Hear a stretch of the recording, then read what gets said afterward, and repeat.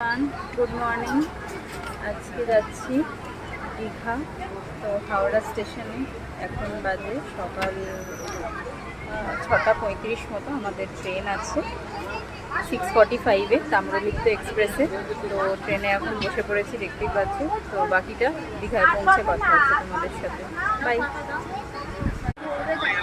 ট্রেনে বসার সাথে সাথেই চা পেয়ে গেছি হাতে, আর আমার বর খেলা দেখা শুরু করে দিয়েছে, আর তার সাথে ল্যাপটপ খুলে কাজও করতে শুরু করে দিয়েছে, মানে এখানেও অফিস।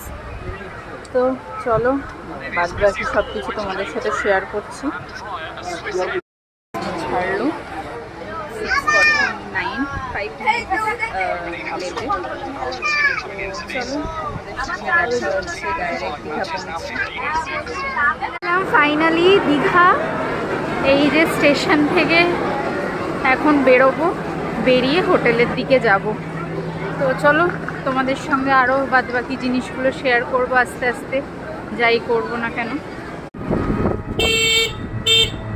স্টেশন থেকে একদমই কাছে মন্দির, আর এখন আমরা টোটোয় উঠে পড়েছি। আমাদের হোটেল অলরেডি বুক আছে, সেই হোটেলেই আমরা এখন যাচ্ছি। তো চলো দেখা যাক, মন্দিরে আসবো তোমাদের সাথে, সেটাও শেয়ার করব। এই যে মন্দিরের প্রধান গেট, আর আমরা এখন এদিকেই যাচ্ছি।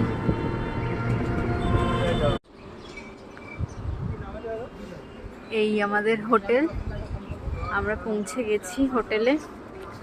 তো চলো ভেতরে গিয়ে রুমটা তোমাদের সঙ্গে শেয়ার করব।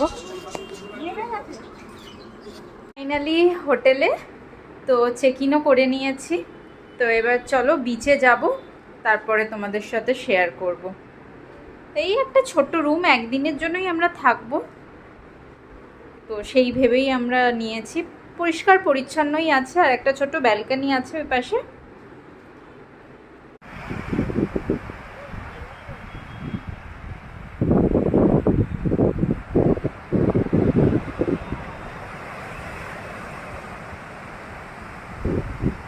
ফাইনালি দিস সাউন্ড, এর জন্যই ছুটে ছুটে আসা সমুদ্র দেখার জন্য।